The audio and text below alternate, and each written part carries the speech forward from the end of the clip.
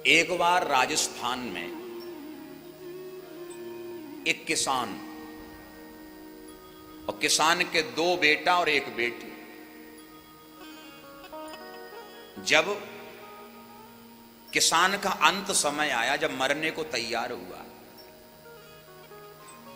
तो मरते मरते किसान ने जो है महाराज वसीयत लिखी और वसीयत में लिख दिया कि वसीयत का, उसमें क्या लिखा, बोले हमारे संपत्ति का आधा हिस्सा बड़े बेटा को,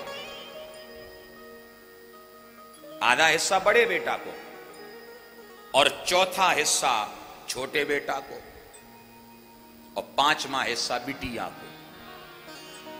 ऐसी वसीयत बना के वो मर गया। अब बच्चों ने क्रियाक्रम किया और जब सब व्यवस्थाएं पूरी हो गई तो अब बच्चे इकट्ठे हुए।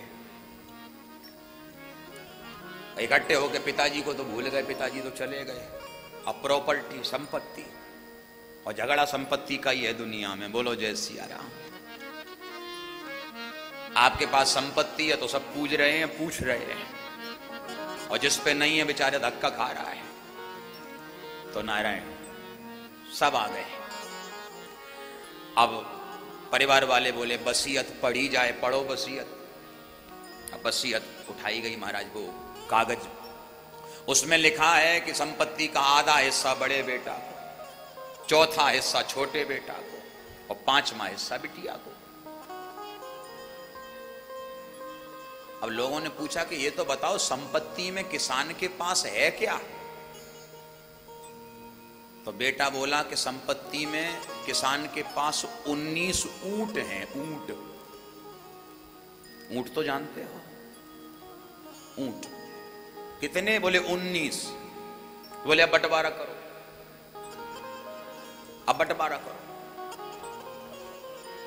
अब बता 19 के आधे कितने हुए? कितने होंगे?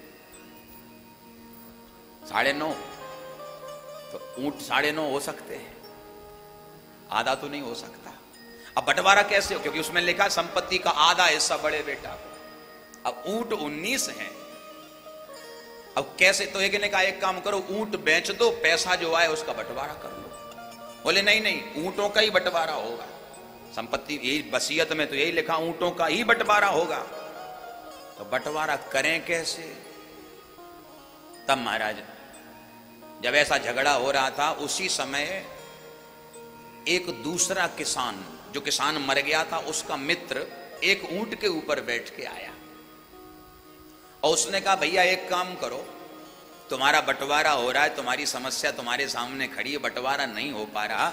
एक काम करो, जब तक तुम्हारा बंटवारा ना हो जाए, ये हमारा एक ऊंट भी अपने ऊंटों में शामिल कर लो, इसे भी मिला लो, क्योंकि तुम्हारे पिताजी ने ही कभी हमें दिया था, अब तुम इसको इसी में मिला लो।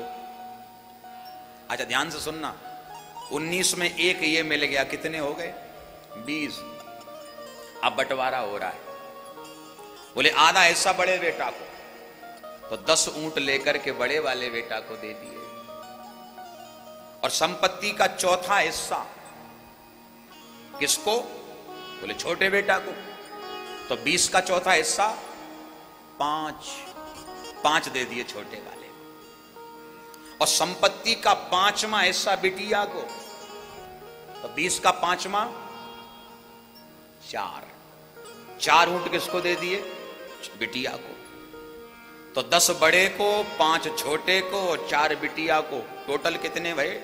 19 ऊंट बट गए। बंटवारा जब हो गया तो किसान ने कहा लाओ अब हमारा ऊंट हमें वापस करो। बोलो जय सिया राम। तुम्हारा बंटवारा हो गया, अब हमारा ऊंट हमें वापस दे दो। कारण क्या है?